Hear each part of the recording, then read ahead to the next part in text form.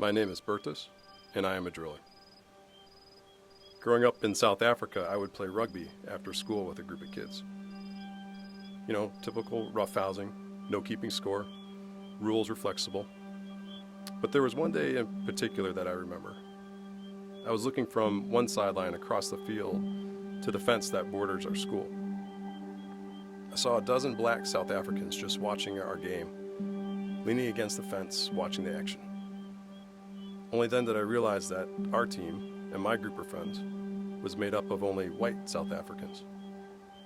And I remember as a kid being so confused because my dad had always told me that no matter how people looked, or what they did for a living, or how much money they had, that everyone should be treated the same and deserve the same respect for me. Only later did I realize how ahead of his time he was in believing this.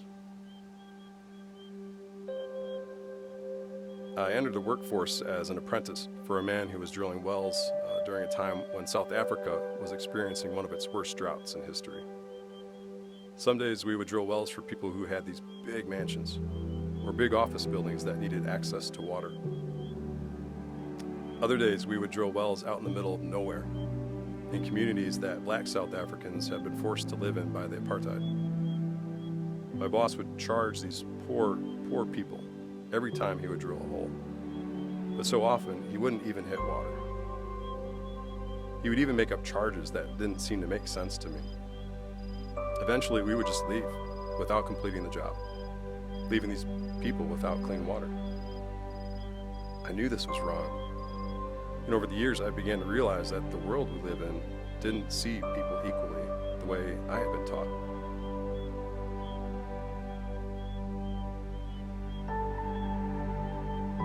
When I found faith, I discovered that the beliefs I had were exactly the same as Jesus. That no matter who you are, what your background is, the color of your skin, or how poor you were, everyone could accept the love that Jesus taught about. So I vowed to change the reality around me. I taught myself to dig wells. I learned to build the drilling equipment myself and to take on drilling jobs all my own.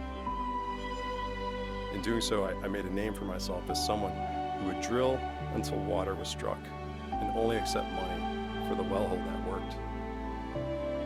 When we started partnering with Willow Creek, that same standard was applied. Even when it's hard in the rural, most dry areas, we drill until we find water, without extra charges. And the people who work for me all believe that this is what Jesus would have us do. And this is why this partnership is so amazing.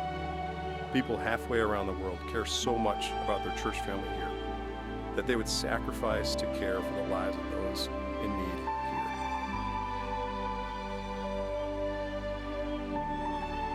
This is being the hands and feet of Christ. Even if the majority won't do it, the government won't do it, and your friends think that you're crazy, I know that this is what I'm meant to do. There is nothing like seeing the faces of people who have been walking 10, 20 miles a day to get water, open up a tap in their community, and have fresh, clean water flow in some of the driest areas in South Africa. By caring for these people who are different than us, I believe that we are spreading the love of Jesus Christ.